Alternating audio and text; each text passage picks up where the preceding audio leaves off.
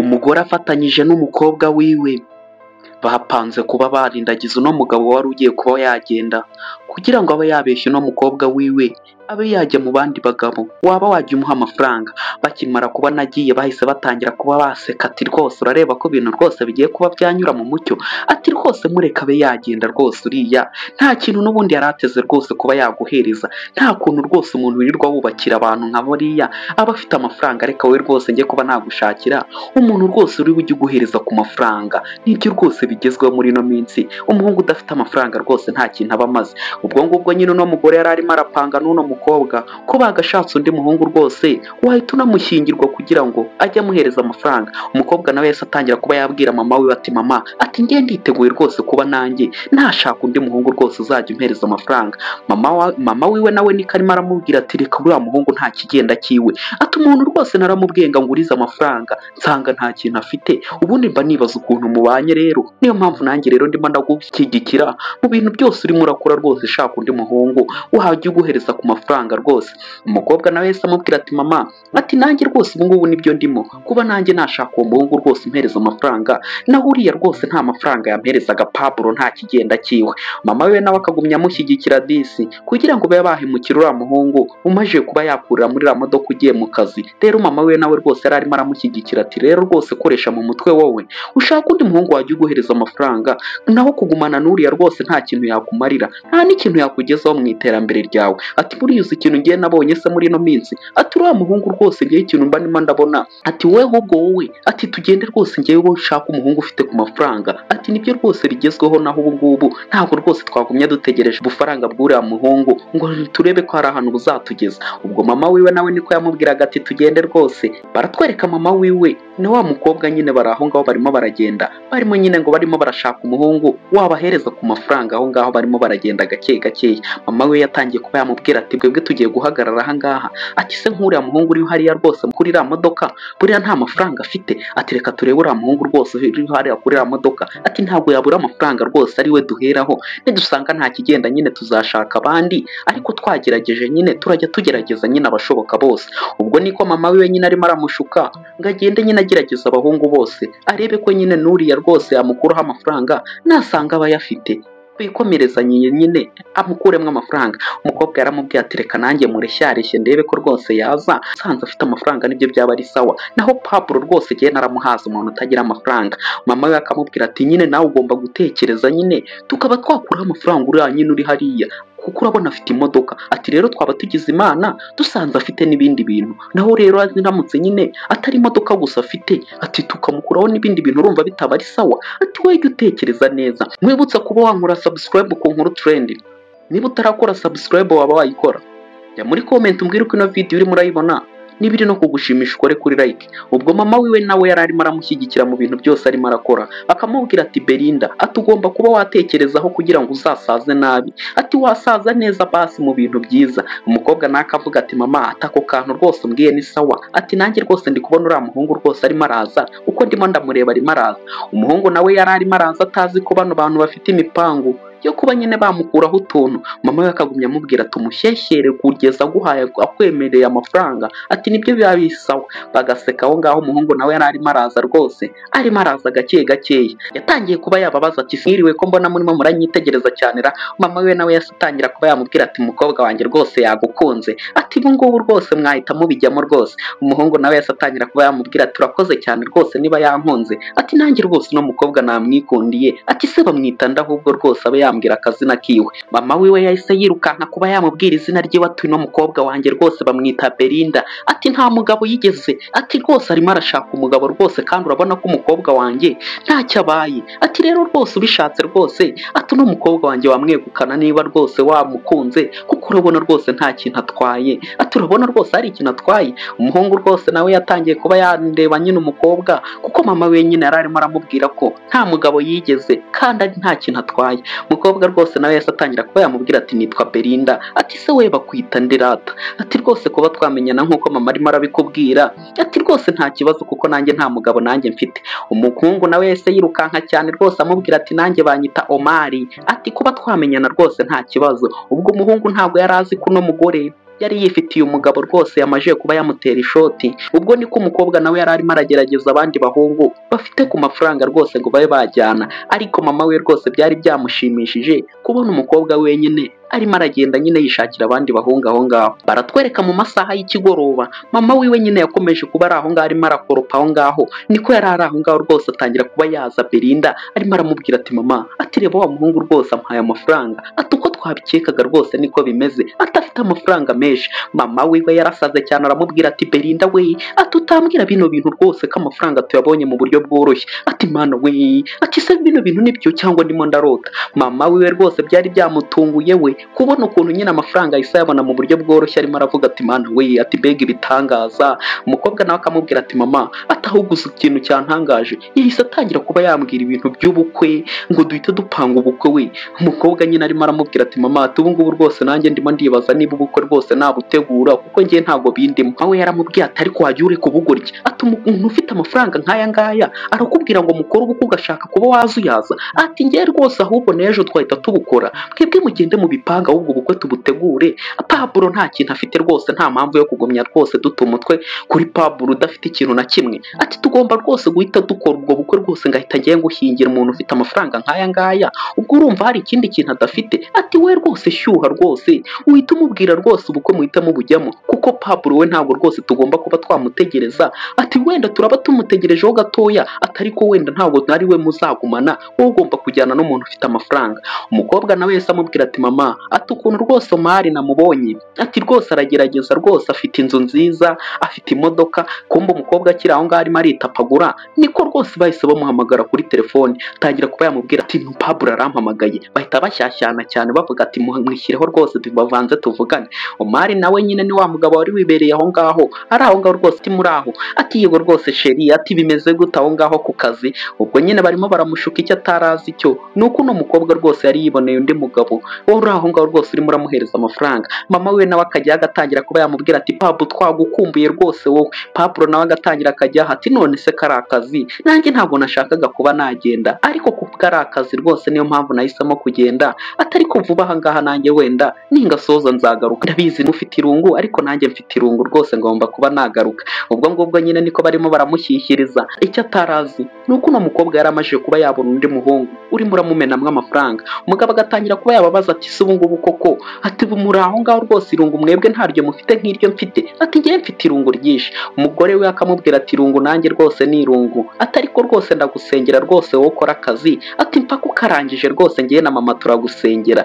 Kumva aho ngaho hari imodoka yari irimo iraza, umukobwa warimo aravugana rwose na Pablo arebye hasi ahita abona rwose barahuze. Umugabo arebye abona bose barahuze, atangira kuba yababaza ati si iyo modoka irimo irasona ni yandi? Umugore yaramubwiye ati rwose niciyeho, ati ntabwo uzi ko ku muhanda rwose haba hari amamodoka arimo aracaho buri kanya buri kanya, ati niyo abaturanyi cyangwa nyine abantu barimo barigendera ntawamenya. Ariko umugabo nyine yibazaga iyo modoka irimo irasona, byari bimeze nkaho nyine bimutunguye cyane. Umugore we nyine akirebera hirya nyine kuko yari afitanye gahunda na wa mugabo wari ugiye kuba yamusohokana. Ni nako mama we yatangiye kuba yamubwira ati rwose Pablo we kora akazi bayi, bahise bamukupa ati we nta mafaranga ugira igendere. Mama we atangira kuba yabwira rwose Belinda ati Belinda nyaruka rwose wowe cacara, ati genda rwose uhita ujyana n'umugabo wawe mupanga iby'ubukwe. Umugabo we yasigaye atangira ngo sheri, ati sheri, ati se kuko urankubye. Umugabo nyine we bari baramuciye amazi bamubwira ati we nta kintu wifitiye, arimo aravuga ati se ubu koko ko bino bintu ntarimbi muziho, ankubye mu buhe buryo,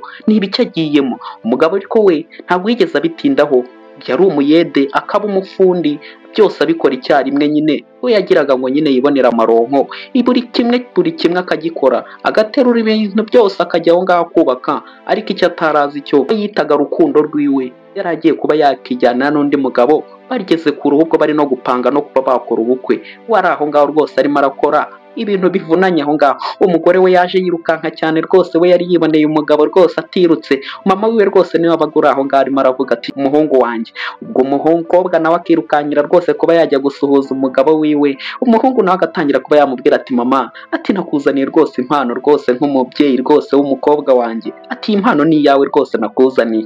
Yahise yirukankira rwose kuba yayifungura, arimo aramubwira ati rwose nakuzaniye impano banza urebe. Umugore nawe yahise yirukanka rwose kujya yajya kureba ati yo baba we, ati isaha ya zahabu we, ati agasaha ka zahabu se koko mana we, ati ubu ngubu koko ubu umukobwa wanjye namukwima bishingiye kuki, ati rwose uyu mukobwa rwose, ati mujyane, ati uyu nguyu rwose nanjye ndamuguhaye rwose nta kintu cyatuma ntamuguhereza. Bagaseka aho ngaho rwose nyine, mama we akagumya amubwira ati rwose jyewe numvisha arimo arambwira ibintu by'ubukwe, ati se ubukwe tubutegure ryari koko, ko numva rwose nanjye mfite amatsiko. Umwene mukobwa nawe akigirisha ngo afite isoni kandi se byaheka ari imipangu yabo bafite. Mama we akagumya amubwira ati muhungu wanjye, ati rwose njyewe mpereza n'aka kabogisi rwose, atari ku bintu by'ubukwe rwose mubyihutishe, kuko umukobwa wanjye rwose atazagira rwose abantu b'abagabo rwose abirukiramo, ariko rwose uramutse umutwaye byaba birangiye. Umuhungu nawe yase atangira kuba yamubwira ati ibyo natwe nibyo twari turimo turapanga, ariko rwose nanjye vuba aha ngaha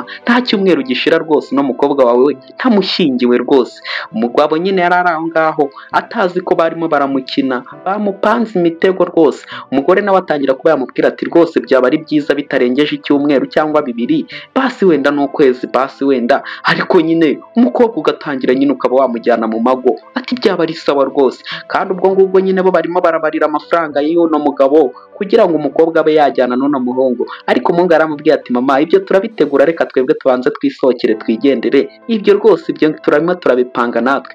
Ubwo nyine yahise ajyana umugore nyine mu modoka, nawe ahita ajya mu modoka, umugore asigara hanze nyine arimo arabapepera ati mugire rwose urugendo rwiza, ati bye. Baratwereka hashize icyumweru, ubukwe nyine bwo ntibwatinze kuko umugabo we yari afite amafaranga rwose, bari aho ngaho rwose barimo barategura, wa mukobwa arimo aramubwira ati mwana we, ati uriya mugabo rwose tayari abanza guhereza amafaranga menshi cyane, kuko rwose byambabaza rwose ibintu byose twapanze ataguhaye amafaranga menshi, atagukubita amafaranga kuko nta yandi mahirwe rwose twabona, ati tugomba kubaho ubuzima bwiza, ati we ntabwo uri muri imagine ariko ubuzima twabamo turamutse dufite amafaranga. Ubwo niko bari bishimye cyane. Umukobwa arimo aramubwira ati mama, ati ngiye rwose ikintu kirimo kiransetsa ni ukuntu Pablo rwose yabaga yanyiriyeho rwose musaba amafaranga, akanyereka ko rwose arimo arangenera udufaranga tw'amafuti, ariko uriya mugabo rwose ntarirekura, yahise ampereza amafaranga menshi. Ati rero ubu ngubu rwose amafaranga azajya icyo nzajya nshaka cyose azajya kimpa, mu gihe rwose ahubwo ndimo ndapanga ukuntu rwose n'imitungo yiwe tuzayegukana, ubwo nimara kugera mu rugo nkamenya imitungo afite yose tuzayegukana mama, twibereho neza. Pablo we nta kigenda rwose. Ubwo ibyo yakoraga byose mama we yabaga amushyigikiye, barimo aravuga ati yo, ati mukobwa wanjye rwose ibyo ngibyo urimo urapanga byose ni sawa. Bakiri aho ngaho Pablo nawe yahise ahamagara rwose kuri telefoni, icyo atarazi cyo ni uko umugore wiwe yari agiye kuba yajya kwikorera ubukwe kandi we yari ari ku kazi. Mama we yahise afata telefone atangira kuba yamubwira ati Belinda, ati Pablo araguhamagaye. Umugore atangira kuba yavuga ati yaba we, ati se mwitabera. Mama we nawe akagumya amushyishyira amubwira ati we rwose, ati mureke uyu nguyu n'umutindi rwose mureke, ati we mwitaba n'ubundi nta kintu rwose yaba agiye kuba yatumarira, ati se aratumarira iki ahubwo rwose aramutse akubonye wambaye iyo myenda y'ubukwe ko yahita anagerageza kuba yaza, ati mwihorere rwose uyu nguyu nta kintu kirimo rwose mureke aguma aho ngaho arimo arakora rwose, kandi ndakeka nawe rwose muri ino minsi ashobora kuba yaza, atari ko aze gusanga ubukwe twaburangije.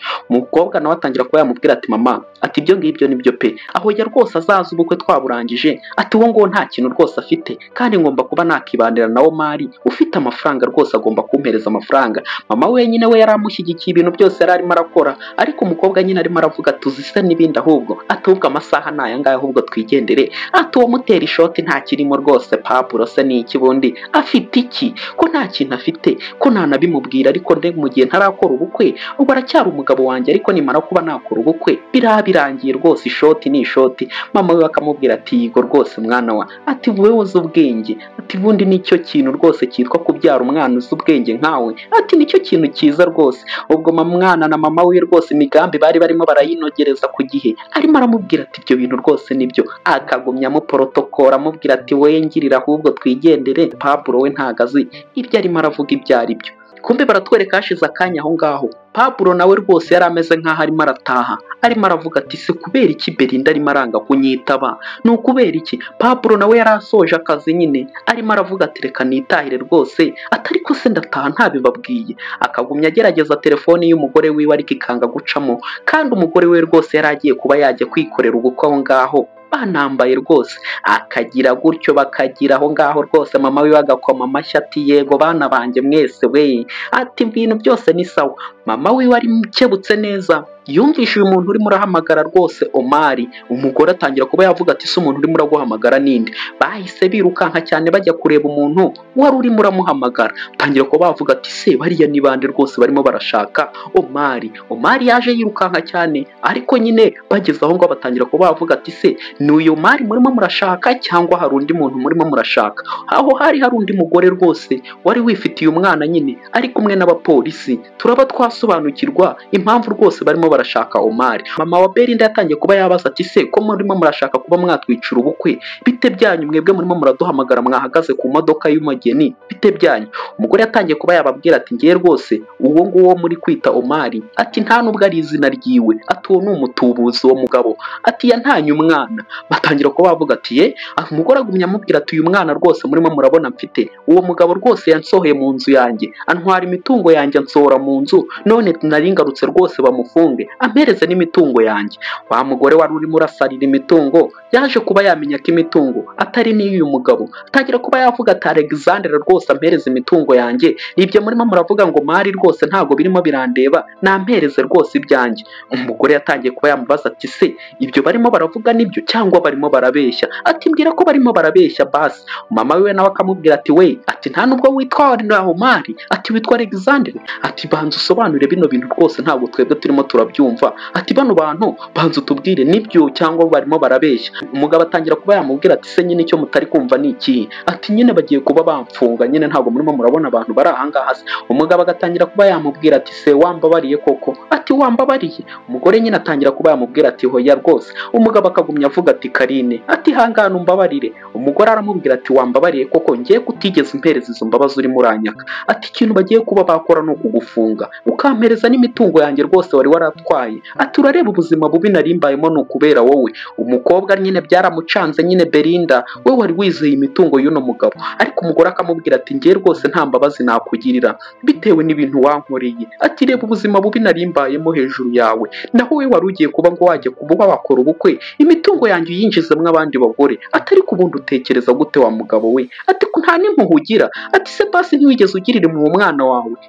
Banza umbwire, ati se ko utaruzi naho ndara? Ati ofisiye, ati mumufate rwose mumufunge uyu mugabo, ati nta kintu rwose kirimo, ati mumufunge. Umugabo bahise birukanka wari ugiye kuba yakora ubukwe, atangira kuba yavuga ati Karine, ati wakihanganye rwose ukareka kuba wankorera bino bintu, ati basi bino bintu rwose bihagarike. Ofisiye yaramubwiye ati rwose ibyo ngibyo ntabwo twebwe ibyo ngibyo bitureba, ati icyambere turimo turareba nuko ibimenyetso bihari uno mugore ibyo ari kuvuga abifitiye ibimenyetso. Umugabo nawe akavuga ati basi wenda nta kintu rwose ngiyewe mfite cyandenganura, atari ku basi mu ndenganure bitaragera kure. Umugabo nyine agatangira kuba yasaba umugore we imbabazi, ariko umugore akamubwira ati ngiye nakubwiye nta mbabazi naguhereza, ati nta n'umunsi n'umwe wigeze unyereka impuhwe ngo basi unazereke n'umwana wawe, ariko ukumva ko ngiye nakugirira impuhwe n'ibintu wankoreye, ati ngiye nta mpuhwe naguhereza. Ariko abari bagiye gukora ubukwe bo bari bumiwe nyine bitewe n'ukuntu bari bapanze kuba batwara amafaranga. Kamubwira ati reba rwose we wari ugiye kwikorera ubukwe nkaho nta kibazo kigeze kibaho ngaho, naho ngiye rwose aho narindi ndahangayitse ndimo ndarwana no kuba nakigarurira imitungo yanjye, naho wowe urimo urayiryoshamo rwose nta kibazo wowe wifitiye. Akabwira ba ofisiye ati ba ofisiye, ati mumujyane rwose ngiye nta n'ikindi nshaka kuba navugana nawe. Wa mugabo nuko bamujyanye, abari bagiye kuba bakora ubukwe nabo basigaraho ngo barimo baravuga ati si ibintu bibaye urabibonyera? Aravuga ati twigendere twebwe ibyo ngibyo ntabwo birimo biratureba. Umukobwa asigarana na mama we barimo baravuga ati ntibishoboka bino bintu, ati ibi ngibi ni ibiki koko bibaye mama? Ati ibi ni ibiki? Umukobwa yasigaye aho ngaho arimo arikora avuga ati bino bintu ntabwo bishoboka. Nkwibutsa kuba wankora subscribe ku Guru Trend, niba utarakora subscribe waba wayikora.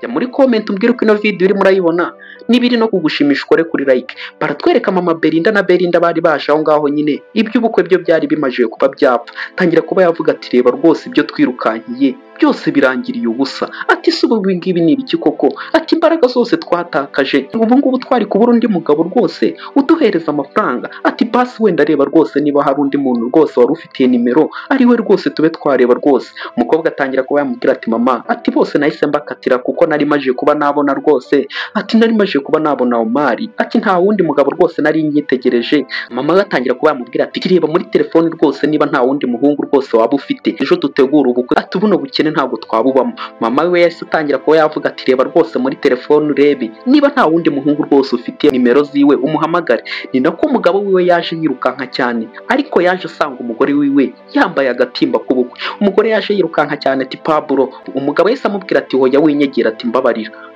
Umugore nyine atangira kuba yasubira inyuma kubera ko nyine umugabo we yari yamajije kuba yaza. Atangira kuba yamubwira ati subu nta soni ufite, ati wari ugiye kuba wakora ubukwe, ndimo ndabibona rwose wambaye agatimba. Umugore nawe atangira kuba yavuga ati hoya, ati nta bukwe rwose nari ngiye kuba nakora, ati ni surprise rwose nari naguteguriye, ati basi wenda kugira ngo umye umbone nk'umugeni wawe, ni surprise nari naguteguriye. Na mama we nawe akajya ati yari surprise rwose muhungu wanjye, ati umukobwa wanjye ntabwo nakemera ko rwose akora ubukwe n'undi muntu, yari surprise rwose wewe bitindaho, atagatimba se nyine kambarwa n'abantu bagiye gukora ubukwe gusa, ati mwingire injiji, ati byose nari ndimo ndabyumva, narindi ahangaha byose nari ndimo ndabyumva, ati uwo mukobwa rwose mureka gumya ashaka abagabo, mufatanye rwose mwishakira abo bagabo nta kibazo. Umukobwa akamubwira ati hoya rwose Pablo, ati nta mugabo nari ndimo ndashaka, ati niwe nari ndimo ndatekerezaho nabaga ndi hose, ati ni nawe rwose nari nteguriye ino surprise ya kano gatimba. Umugabo yaramubwiye ati ngiye rwose ntabwo ndi injiji yo kugira rwose ukina iyo mikino yawe, ati mbabarira rwose ntabwo nshaka kugumya muri iyo mikino yawe, ati wowe gumana n'iyo mikino na mama wawe, ngewe ubu ngubu ndigendeye ntabwo naguma muri iyo mikino yawe, ati ubu uragenda rwose ukajya gukora ubukwe, niba byanze nyine biranze, ubu mwari mugiye no kuba mwashaka undi, byose nari ndimo ndabyumvira hano inyuma ibyo mwari mwapanze, ati rero rwose reka nguhereza amahoro ugende wishakira abo bagabo bawe, naho nanjye rwose nanjye ngende ndebe wenda Imana nibishaka nanjye nzashaka abo bagore. Umugore nyine atangira kuba yarira aho ngaho na mama wiwe, ariko ibyo bari bagiye kuba bakorera no mugabo nawe nyine yari arimo arabyumvira aho ngaho inyuma. Tangira kuba yavuga ati ngiye nta kindi kintu rwose narenzaho, icyo ngiye kuba nakora no kwigendera nkabiba nabasiga rwose mu nkabasigira amahoro yanyu, nkabahereza rwose ibyo byishimo byanyu murimo murashaka, mugashaka abo bagabo rwose murimo murashaka. Ariko umugabo akavuga ati hoya, na mama wiwe ati hoya rwose muhungu wanjye, ati abo bagabo bose ntabwo twashakaga, ati tubabarire rwose birarangiye, nta bindi rwose twongera kuba twapanga nyuma y'ibi. Umugabo yaravuze ati reka reka ngiye ibi ngibi ntabwo nagumye kubyihanganira, kuba najya mu kazi rwose namwe mugasigara murimo murapanga imipango yanyu, ati ibi ngibi rwose ndabirambiye, reka rwose mube mubikoze bwa nyuma bazagira ibindi rwose mwaba mwakora, reka ngiye rwose nigendere mu mahoro ntababaye pe. Umugabo yese yigendera ababwira ati rwose ibyo mwari mumaje kuba mwakora mugenda mubikorene n'abandi, ariko ngiye mumpereza amahoro ngiye ndigendeye. Umukobwa yasigaye aho arimo aravuga ati mama, ati reba ibintu bibaye byose uyu munsi umwe, ati bino bintu bise biba umunsi umwe. Umukobwa nyine byari byamushobeye aho ngaho, baratwereka hamaje kuba hacaho amezi agera muri 2, wa mugabo yari ari aho ngaho rwose amaje kuba yakuzuza inzu, barimo baramukubita rwose urufunguzo. Umwenjeniyeri we yarimo aramubwira ati boss, ati warakoze rwose kuba wampereza akazi nk'inshuti yanjye. Pablo nawe akavuga ati rwose nta wundi muntu nari kwizera ngo basi mpereza akazi aha ngaha, ati mwarakoze rwose kuba mwaranyujurije ino nzu, ati mwarakoze cyane nanjye nari ndangije akazi, ati warakoze cyane rwose kuba waranyubakiye ino nzu mu gihe ntari impari. Umugabo nyine atangira kuba yamubwira ati rwose wowe ari inshuti yanjye, wandangiye akazi kenshi, ati nanjye rero kuba nagufasha ntabwo byari kuba byananira, kandi nawe warakoze rwose kuba waranyizeye rwose ukampereza amahirwe yo kuba nakubakira inzu, ati uyitemberemo aho ubona ikibazo, ati uzabinshinze nanjye kandi uranzi nari umuhanga. Nuko nguko umwenjeniyeri wamwubakirishirije inzu yigendeye nyine. Umugabo nawe yaramaje kuba yakuzuza inzu nziza cyane, ni nako rwose Belinda na mama wiwe bari bari aho ngaho rwose bamenye amakuru yuko yubatse inzu aho ngaho, batangira kuba baza ati ye baba we, ati Pablo, ati rwose nino nzu rwose wubakishije, ati ni nziza cyane pe, ati no nzu rwose ni nziza cyane, ati felicitation. Baza nyine kuba bashimira rwose Pablo kuba yarujuje inzu aho ngaho, ariko nyine batangira kuba bafite n'udusoni rwose. Umukobwa agatangira kuba yamubwira ati Pablo, ati wenda imbabarire ku byabaye, ati nari nje kuba nagusaba imbabazi, ati ku byabaye byose. Pablo nyine ari aho ngaho rwose akabura nawe ikintu yamubwira. Umukobwa akagumya amubwira ati nakoze amakosa menshi, ati mfatanyije na mama, ati ariko basi wenda tugirire impuhwe, ati ndakeka ko nta yandi makosa tuzongera kuba twakora, ati tugirire impuhwe ni ukuri, ati basi nawe ca inkoni zamba. Umukobwa aguma aho ngaho arimo arasaba imbabazi, ariko umuhungu akazunguza umutwe ati reka reka rwose izo mbabazi ntazo nabahereza. Mama wiwe nawe akagumya avuga ati rwose, ati Pablo, ati rwose babarira umukobwa wanjye wanjye basi ngiye ntumbabarire kuko ni ngiye wamushutse rwose. Ati rwose nta kindi kintu umukobwa wanjye azongera kuba yagukorera cyakubabaza. Ati mugirire impuhwe pe, ati mugirire impuhwe nta kindi kintu kibi yakongera kuba yagukorera. Umugore agumye aho ngaho arimo arabwira Pablo ati mugirire impuhwe rwose umukobwa wanjye nta kindi kintu kibi yaba yagukorera.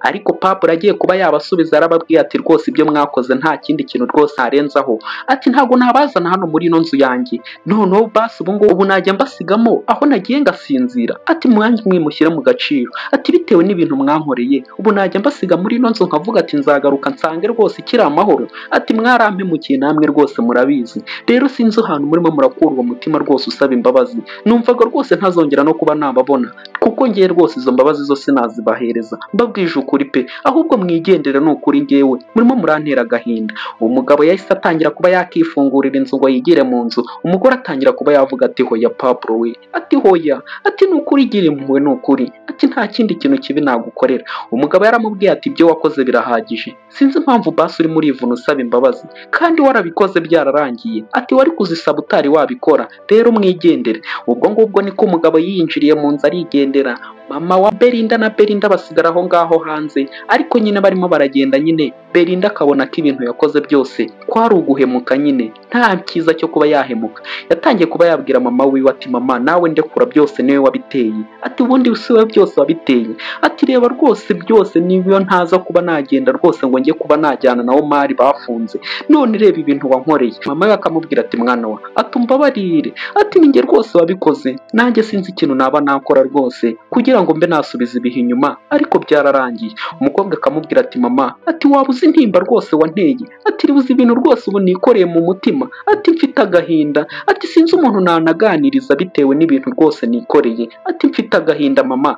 Mama we akamubwira ati mwana wa ganiriza ni ukuri, ati rwose wigira ikibazo nganiriza, ati wigira ikibazo. Umukobwa agatangira kuba yavuga ati ndaremerewe, ati mfite ibintu byinshi nakavuze, ati se ndabibwira nde, unde wamfasha? Nta muntu n'umwe rwose wamfasha. None se ubu ngubu nabigenza gute ko ibintu byose byancanze? Ni gute nabigenza? Umukobwa nyine we byari byamucanze na mama we nyine ari aho ngaho, ariko umukobwa arimo aratera agahinda mama wiwe ati byose niwe wabikoze mama. Ati nta hantu na hamwe rwose mfite ho kwerekera, ibintu byose byarashize byaragiye. Umukobwa yikoze aho ngaho rwose sinzi ikintu yari agiye kuba yahereza mama wiwe. Mahise akubita mama wiwe rwose ka kaboro kamwe bayerekana nyine ko umukobwa yatwite. Mama we akibibona rwose yabonye ko umukobwa wiwe atwite, abona ko nyine Omar yamuteye inda. Umukobwa nyine papa w'umwana wiwe yari afunze, bari bamufunze. Mama we bagiye bose barimo bararira nyine ibintu byabashobeye nyine barimo baravuga ati se ibi ni ibiki koko bitubayeho?